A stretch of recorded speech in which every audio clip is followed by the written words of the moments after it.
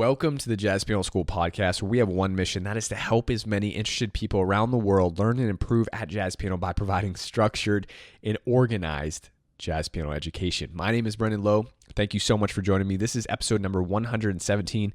This is going to be gospel reharms you can start using today. I highly recommend you go to JazzPianoSchool.com/podcast 117 to get the chart and the harmonies of what I'm about to analyze. Okay, it's completely free. We'll email them to you, and then you can follow along as I do this podcast. If you're new to Jazz Piano School and you just found this podcast on YouTube, then go to JazzPianoSchool.com to check out all of our services, our free blog, our lick of the day, and all the podcasts in the full audio versions that we have listed up there. All right, but without further ado, let's dive right into this episode. All right, so gospel has so many amazing different types of movements. Now, obviously, you can see, hopefully you're following along in the sheet right now. Hopefully you've grabbed the chart. Is we start in the key of C. Very, very simple. And there's a nice slow pulse that the piano player is doing. It just starts out with just just piano and voice. So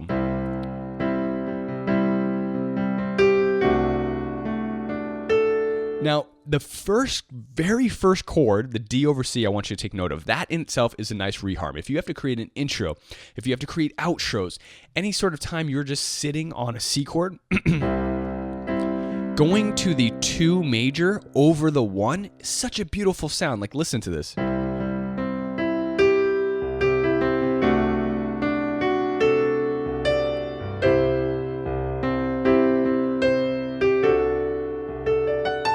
Right? You can improvise with that. You can play around with that. If you want to create a softer atmosphere, you can play it up here in the high end register.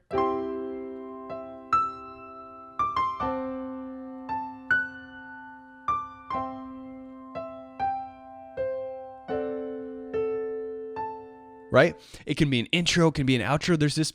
There's amazing things you can do with that one simple reharm that we have here. It's not really a reharm, but again, just this chord change that you can use is definitely more of a gospel chord change. I've heard it in a lot of movie music too. It's a very, very nice change, the major 2 over the 1. Now in the 4th measure, we get a new chord that's very, very gospel as well. Now the first 4 measures all have C pedal, right? So we move to the D, back to the C. Now in the 4th measure, we have our 2 minor 7 flat 5 over the C. This is a very, very gospel sound that you're going to hear. So here we go. Here's our C chord. Right, listen, right? I love this. This is so beautiful. There's such beautiful, beautiful sounds in gospel, right? That just grab your soul. You know, I mean, these changes are used obviously in faith, in churches and things like that, and for the right reason, right? Because they grab at your heartstrings, your soul. They're trying to move you and uplift you, right? Uplift your spirit, like hit home, right? So listen to these. Now, all this is a minor 7 flat 5 chord, the 2 minor 7 flat 5 chord over the 1, right? So I have a C pedal and I have my minor 7 flat 5. This is such a beautiful chord. Now, if you add in the natural 9, it's going to be beautiful as well.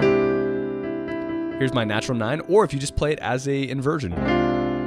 They're 2 completely different. Those are 2 completely different sounds. Okay, I don't want to underplay the difference between adding the 9 and just using inversion, because I said, you can use either or, but actually, each one of them gives a very, very distinct sound. This is definitely a beautiful sound, but it's completely different than taking out if I put the 9 on top here, maybe. That's very, very different than this. Right? Or if I do this, or this.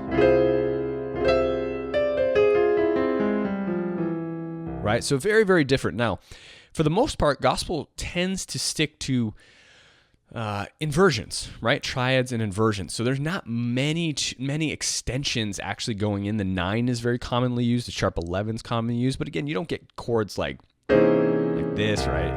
Altered is used a lot for sure. You probably wouldn't get this flat 9, sharp 11, 13, right? That's a jazz chord, right? By tradition, gospel is more hymnal, right? It's more hymns that came out of that using the triad. So here's our minor 2, 7 flat 5 again. Just keeping it the way it is without that 9 is beautiful by itself. So be sure to use and experiment with both of these.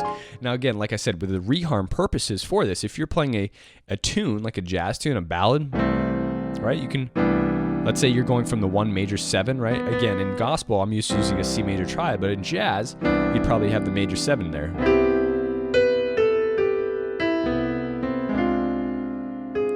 Right? We can create this like kind of this floaty, like airy atmosphere before we go into our ballad. You know, whatever that may be. You know, maybe if you're playing My One and Only Love, right? Or sorry. Right? So to create your intro for that, right, you may have this.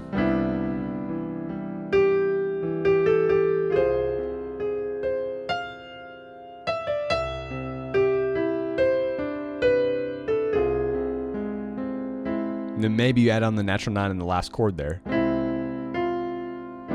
Right? And then you go into your ballad.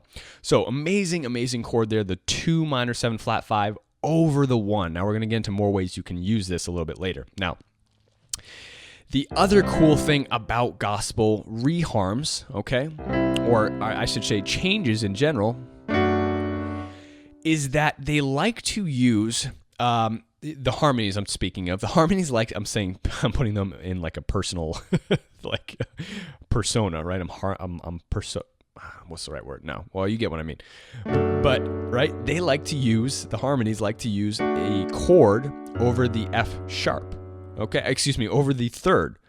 So in this case, we have a D major triad over the 3rd. You're going to get so many triads over their own thirds, like C major triad over the 3rd, G major triad over the B over the 3rd, right? So you might have, or the same thing, walk down to the A minor, right? G over B. Right, you hear the difference here? So if I play that progression I just played for you, that was just a sample I was giving you. C major, this is not in the chart, right? I'm just making this up here.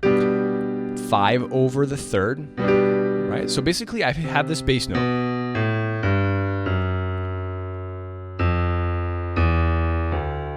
And if I take triads, diatonic triads, I can create harmonies that move with the bass note. So instead of going to B minor here, that's going to sound funky. I want to keep it more solid, more tonic, right? More tonic sound, so I'm going to take tonic sound, so I'm going to take my 5 chord, right? I put that over the 3rd of the chord. See that? Then we're into just a regular 6 minor chord. Okay, now here, instead of playing a 5 chord, right, that sounds kind of bland, we take our 1 chord. Okay, now this isn't the example I'm telling you about, but still it's an example of taking a triad and placing it over a different note in the triad. So I'm not placing it over the 3rd, I'm placing it over the 5. Right, essentially that is a 1 chord, but since we're on the 5, we play it like here, and it creates a sus sound with the G, right? But essentially you can think of it as C over G. So we have this. Right, so now we have our D chord over the F sharp. Our bass note is our F sharp. And then we can go to our 4 chord here. We can have a regular 4. We could have a major sound there for the 4 is very nice. Going down to our 3, we can have our C, right? And then here a D, right? We can just play our D minor triad.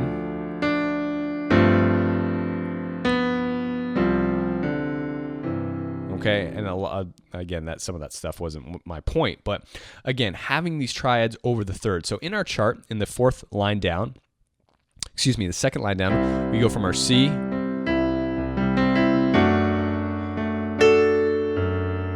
Now again, instead, it's like the same progression. Instead of keeping the D chord with the C in the bass, all the composer here is doing is taking the D chord but putting the 3rd in the bass. Right? You hear the difference in the sound? So instead of the D over C, we have this. Okay? Now on the 3rd and 4th measure, this is just a simple walk down. This is a very beautiful sound, the flat 7 sharp 11, right? So in the key of C, we have B flat 7 with a sharp 11, and you can add in the 13 here as well. So we got our 2 chord, walk down, 2 chord over, so the bass note just moves here. This is very traditional gospel reharm kind of thing, movement. So you keep your 2 minor, but the bass moves down to the 7, and then we get to this flat 7 sharp 11. You should really harness and develop a relationship with the sound. Again, if you're creating intros and outros, a lot of people vamp from the 1 going to the flat 7 sharp 11.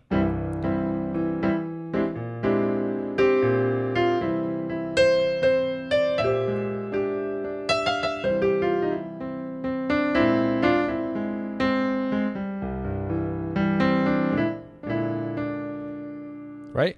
It's a very common sound. You should really, really mess around with that and develop the relationship so you understand that sound. So that's going to be the next one. Now, as we move through the chart, I'm going to point out a couple new things here. Essentially, we have our 1 chord on line 3 again, the 5th measure. Going to our D over C again. Now we go to instead of 1, back to the 1. Again, a small reharm movement you can add in any sort of situation. Instead of playing the 1 chord, play the 1 chord over the 5. It's going to open it up. It's going to broaden the sound, right? So instead of doing this, going to the D, back to the C, that's what was done in the first system, right? The first line. But now the composer puts the G in the bass and it opens up the sound. Listen to this. 1, 2, 3, D. Now we go to the 5. Oh, you hear that? I love it. I love it. Listen to that sound. It's powerful. You hear the strength and the power by putting that 5 in the bass note with the C over top. It just opens us up. It's like, oh, where are we going, right? Now listen to this next change.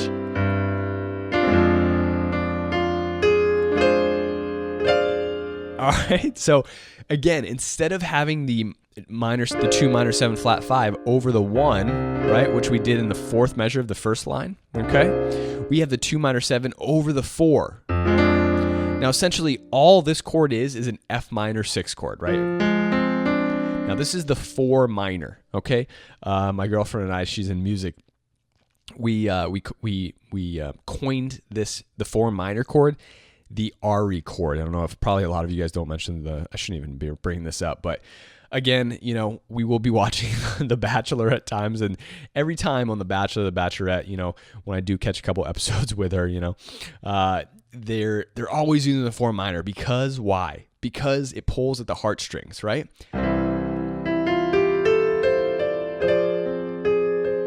Like, listen to that. Does that not sound like love, right?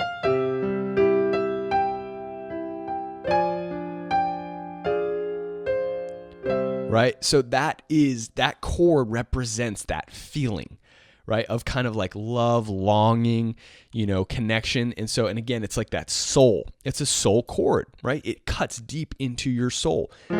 So you can either think about this as a minor 7 flat 5 chord, right? 2 minor 7 flat 5 chord over the 4, if that's easiest for you, or you can just think about it as purely an F minor 6 chord. I'd prefer you think of it as just an F minor 6 chord because you can take the 4 minor and use it a lot of different ways if you think about it with the root just being F. So I can play a purely F minor chord here. I can play an F minor 6 chord. I can play an F minor major chord, right? And that's basically the 9 of our 2 minor 7 flat 5 chord, right? But if I think about it as F minor major, it's a little bit easier.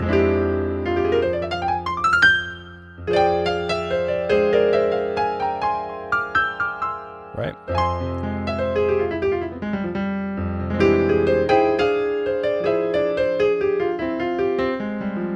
Again, this stuff that I'm doing here, guys, is what I strongly encourage you to just mess around with. Just mess around with, develop the relationship with the sound. Like your ear needs to adjust to the sound, okay? Play your minor major scale, your F minor major scale. Right? So we have a minor and a major 7 up top. Play thirds, right? However you want to play it. Drop 2 voicings you can do. Right? All these different types of things. I guess that diminished won't work, but all these different types of lines. I'm not going to go into that, but there's our 4 minor, okay? Again, you can think about that as like the, again, the RE chord, the heart chord, the love chord, okay? Now from here, we're going down to the 3rd, right? But we have a C over top. So instead of a regular 3 chord in jazz is an E minor 7. Now listen to that. That's a jazz chord. Gospel. Jazz. Gospel. Right? You feel the difference there? So let me play this full line again. Let me pull these 6 measures actually. I'll play the next chord too.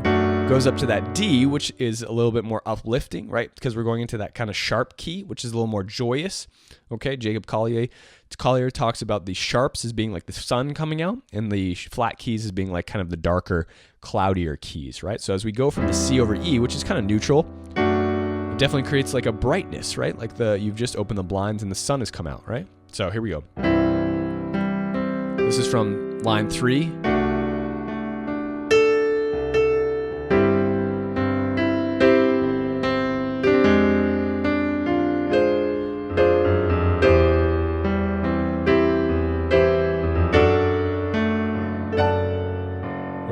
that beautiful? I mean, just there's no sevenths in there. We're always striving to play these sevenths and colors, but we can get such rich, soulful sounds over just triads, right? Triads and stacked over different types of bass notes, and movements and things like that. So it goes back to the 2.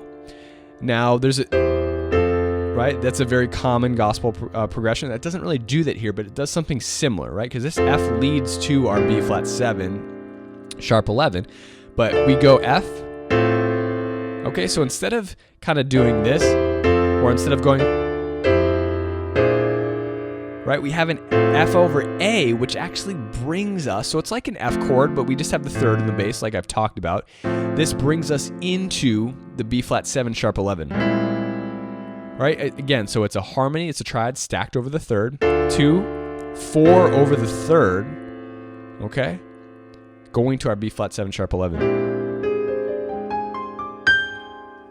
Isn't that beautiful? So let me play that first A section there for you guys. Okay, here we go. 1, 2. Well, I don't need to count it off. Here we go.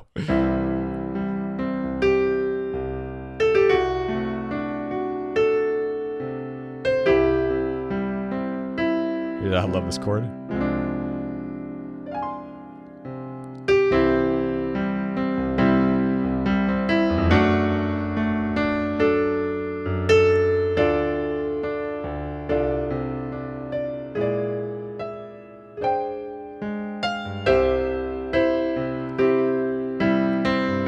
A little stronger now, right?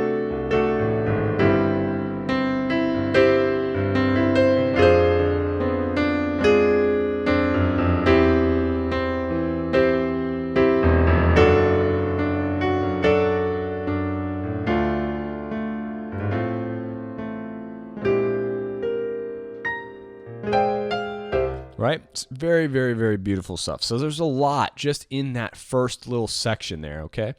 Now, as I continue downward, we got a lot of the same stuff here. We're going from our 2 minor to our 6 minor to the 4, okay? Very, very standard stuff. We get to this B flat major here, which is completely out of the key, right? The B flat major, 7, and we walk down to the F major 7. So that's kind of like a walk down to the 4 chord, which is a nice thing, right? So we're essentially, you're kind of like in the key of F there for one. You're on the 4 chord, 3, 6, or 4, 3, 2, 1, right? Going down to that F major. And then, it goes to the 2.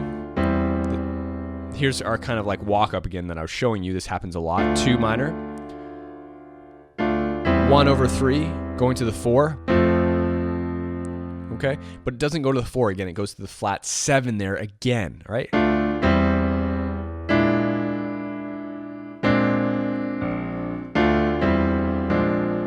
Right, so very, very common. And again, you want to use these reharms while you're playing, right? 2, 3, instead of going to the 4, maybe you skip the 4 and you go straight to the flat 7 like it does here. Okay, very, very cool thing to use. So a lot of that continues to happen. A really cool, nice change that I like here is finally the chart adds in a minor 7, a full minor 7, a full 2-5 kind of progression, more of a jazz progression. So we have this. This is in the, let me see, 1, 2, 3, 4, 5, 6, the 7th line down, measure 26.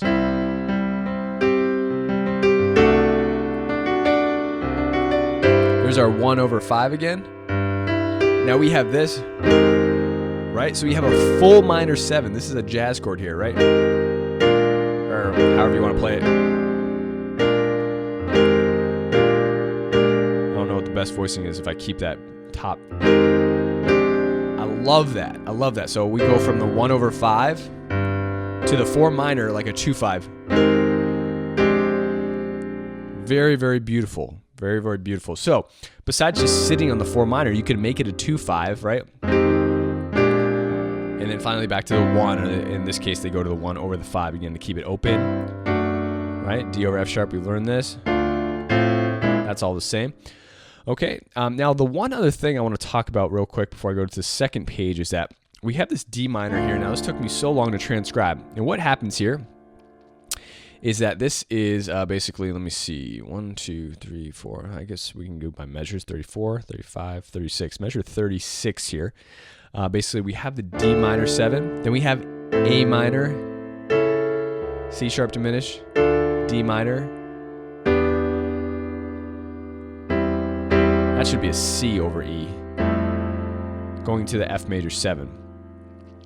So what happens here is we have this D minor going to F major 7. Now, if you think about it in terms of like that, right? You have your 2 minor 7 going to your 4 major 7. So anytime you have your 2 minor 7 going to your 4 major 7, here's a good time to kind of throw in bits and pieces or this full type of movement to get you to your 4 chord. So essentially what happens is your A minor is more like a pivot back to the D minor, okay? So we are on the D minor here, right? All 5 to 1 progressions, 5 to 1 progression is a strong progression that happens naturally in music. So my A minor wants to resolve to my D minor. That's a 5, right? Because it's the progression of a 5th, right? Now, you can also use that in numerous different ways, right? From if you're sitting on A minor, you can easily resolve to D minor. If you're on D minor, you can use the A minor as more of like a pivot. Like you'll hear this a lot in bebop. People will go, right? It's like a pivot. They're using A7 as a pivot. D minor, A7, like they're just going to A7 for a second. It's like leaving D minor and then going right back because the A7 leads us right back to the D minor. Right? So if I'm soloing,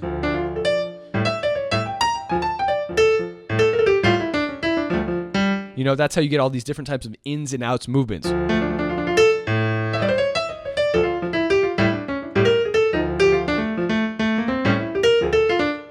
Right? You get all these different types of movements pivoting instead of just staying on D minor, right? There's only so much, there's a lot you can do over D minor, but adding in these reharms, going to the pivot chord, gives you movement through your lines, right? If I had 2 measures of D minor, excuse me, I don't just have to solo over D minor. I can add that A7 in because it brings me back to D minor. You guys get that? So when the same thing for the A minor, even though it's not a dominant chord, the A minor, just by pure fact of the resolution of a 5 to 1,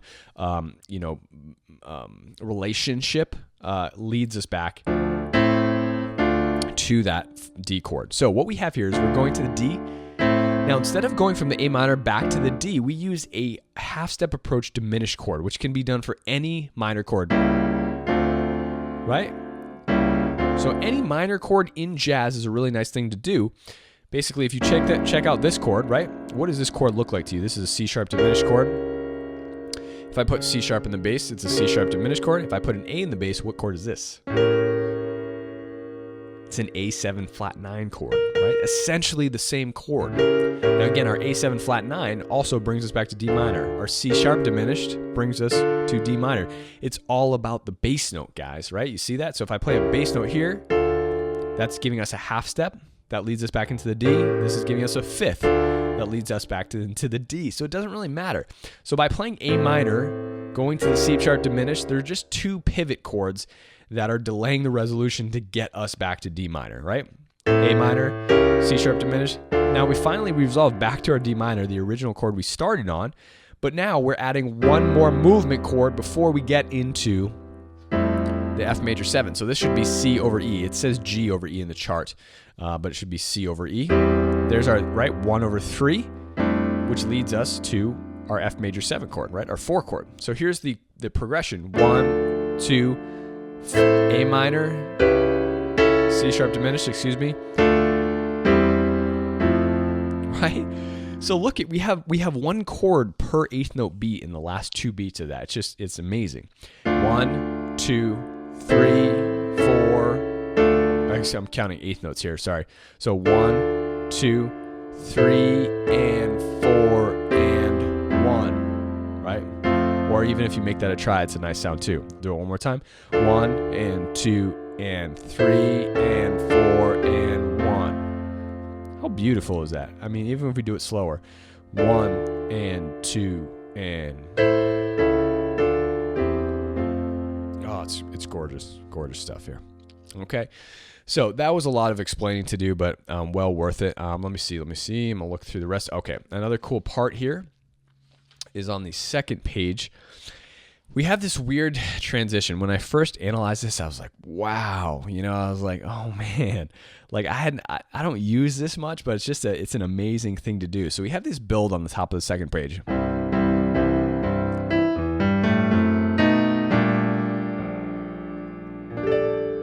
So we have this F sharp minor 7 flat 5 going to B flat 6. Now what is that?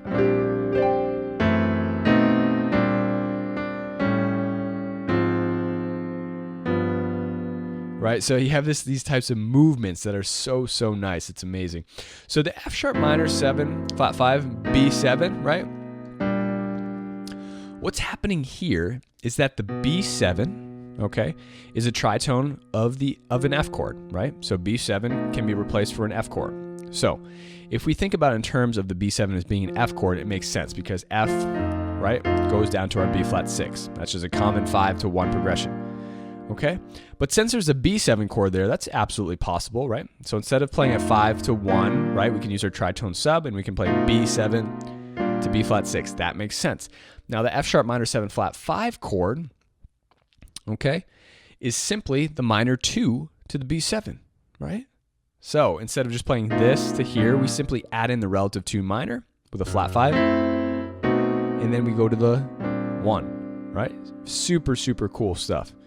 Okay, so instead of doing our regular back to E minor, we go, okay, really cool stuff. So again, if you were to take this and use it in jazz, for example, you could play D minor, G, right? And then go down by a half step into your G flat major. So you can take any 2-5, and this is great for writing compositional purposes as well, if you want to move or transfer keys, right? Or you can continue the progression, right? So you can move through the keys using this kind of 2, 5, 2, 5, right? 2, 5, right? And then just keep going. You know, it's an amazing thing. Let me see here. 2, 5, 2, 5, 2, 5, 2. Wait, is that right? Yeah. So B flat minor, E flat. But actually, you get, depending upon the key you start, you come back to D minor, right? You see that? So 2, 5. So then we go down by half step. 2, 5, 2, 5, and then we're back to D minor again. So it circles, but we don't need to continue it all the time, obviously. 2, 5, 1. That's what's happening here. But I love the minor 7 flat 5 sound. Or if you go. Sorry. You do that. You know, that's what's happening here. Now this little progression here is we have B flat 6, right? Not the major 7. Right? The 6 is a very nice chord. This is just the tritone, right? That leads us to the next chord, the A flat. So instead of doing this and then going to E flat, A flat 6, right? We have this tritone, A flat 6. Now in this chart, right, in the chord, they go to the 1 over the 5 again. But if you were to continue that progression, you could go right down to that, right? You'd use your G7, another tritone. Okay, but again, they have the 1 over 5 here going to the... Finally, they use a 4 minor major 7 instead of the... Right? They actually go to a 4 minor major 7 down to the 1 over 3. We know all that stuff. So a lot of cool stuff here, guys. That was I just want to play this last movement down here. I'm gonna wrap it up right now. But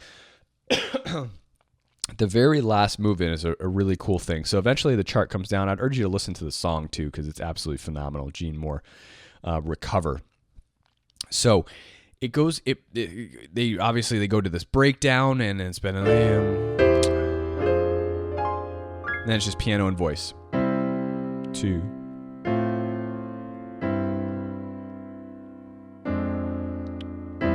G Moore's singing over this.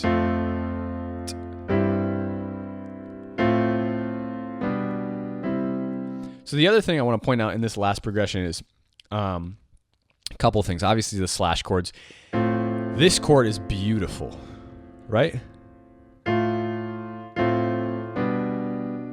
Like as a walk-up, you can use these back and forth. Now, like you should learn how to move if you want to play more church style movement, you should learn how to move up and down using these types of, right as I screw up, right? Right? So 1, if you're going to go to the 7, you want to move down, right? You're going to play the 5 over the 7. You can go to either 6 here or 4 over 6.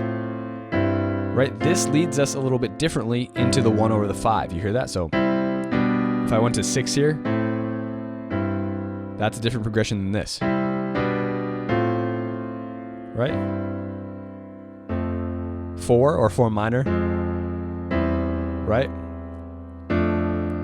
Now again, 2 minor over the 4 is a different type of feeling than this, right? Because we have the 6 in there, okay? So all these different type of variations make a huge difference. If I do this, right, that's going to be different than this. You hear the difference there? Like this 4C, just using a triad gives us more of a stable feeling. This wants to move because of the 6, just a little bit, a hair more. Right? To maybe sharp 4 diminished. Or this, you know? So there's so many different variations of colors and things like that you can get into. But anyway, this 4 over the 6 is a very, very nice chord that's used a lot in this ending type of progression, right? So we have 1, 2, 3, 4, and 1, 2, 3, 4 minor. Sorry, I played a 6 on there. Okay, back up to the 4 major. Right, so they're walking down and walking back up with the use of these triads. And again, it's creating this amazing gospel type feel, right? They skip this note, right? They go straight to the 6, then to the 5, the 4 minor, 1 over 3, 4 major, okay, back to the 1 over 5, 4 over 6, right? Here's our 5 over the 7. And that's it. This whole thing just continuously builds. It's amazing. Like play. I'd urge you to play the rest of the chart and work with it to see how it changes. Here's the next line. Now we go to the 4 minor, but then we go to the 6 minor. See, you hear the difference there? Now it says A minor there. Even the A minor 7 or A minor is going to be such a difference. Like when you go to 4 minor, instead of going to this, right? It's such a difference than this. It creates it's a different depth, right? It's a different depth of the soul. 1, 2, right? Here's my 4 minor, and then here's my 6 minor. It's like, oh, that's different, right? That's different. 4, right? Now the cool thing is here, they actually go from your 1 over, again, the 1 over 5 is a sus, but it gives a different feeling than. There's no 7 on this chord, right? You have this E natural is kind of like a 6 to the sus, right? A 13, almost, if you want to speak jazz terms. Listen to the difference between this. Here's my 4 over my 5, and here's my 1 over my 4, over my 5. Right?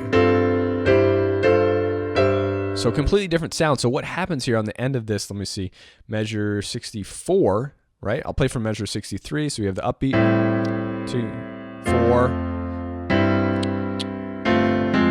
So basically do a quick, right? Just a quick sus, G sus in there. Then to the 4 minor. That's the only time in the whole chart they use more of an actual 7th chord. This is a G7 sus sound. This is more of a jazz sus chord rather than this, right? And then back up to this, right? Let me see if anything changes. Back to A minor. No. So basically it's all a variation, a mixture. Oh, another cool thing. All right, the very last thing, and I'm going to let you guys go. This has been a long podcast, but a lot of great stuff in here. Is on the second to last line. We have the A minor. We have the 4. Oh, this is so great. This is the only thing I haven't talked about. So there's the 4 minor we're using, but what happens here, right? What happens? What are they doing? Right? It's the same principle that I've talked about in the very, very beginning. They're taking the 4 minor, but they're putting the 3rd in the bass, the flat 6. Right? So you can play your 4 minor here, which is stable, right? Having the 1 in the bass as the root is always going to be more stable than the 3rd. The 3rd opens it up, right? And the 5th, you can put the 5th in the bass as well. Right? These are all more classical theory types of movements, okay? And again, I'm not going to get into all of that, but so we have the second to last line. We have 1, 2, 3, 4, and 1, 2, 3, right? 4 minor over the 3rd. So beautiful.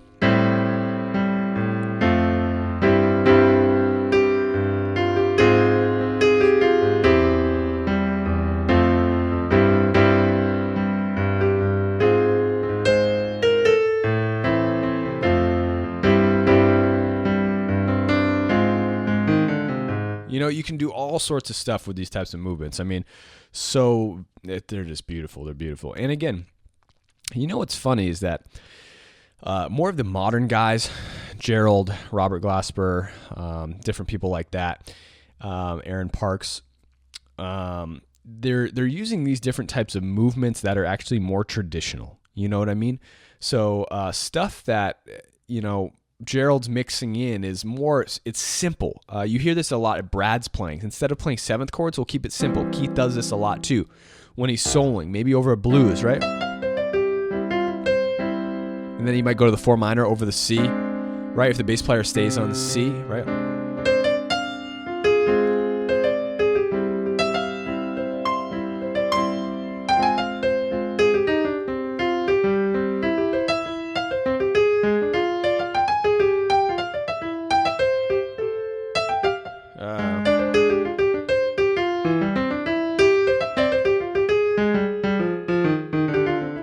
You know, all this type of stuff. To go for the grasp the beauty, I'll leave you guys with this. To grasp like really the essence of the beauty of the harmony, go simple, right? Take more out of your playing, right? Instead of playing these huge lush 7th chords, right? If you want simple, pure, and innocent and vulnerable, right, in your playing, more painful kind of, if I may, just go for simple, right? Just use triads. It's okay to use triads in jazz, right? And when you're soloing, right? If you're going for more just like that kind of true essence, you know, of something, even if we're swinging this,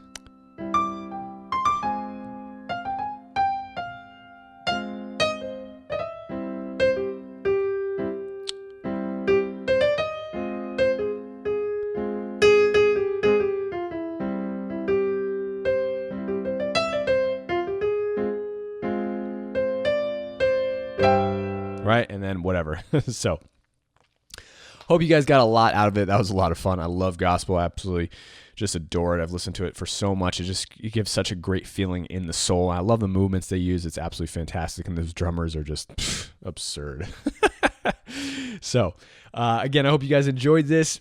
As always, be sure to check out Jazz Piano School. Be sure to check out our services that we offer.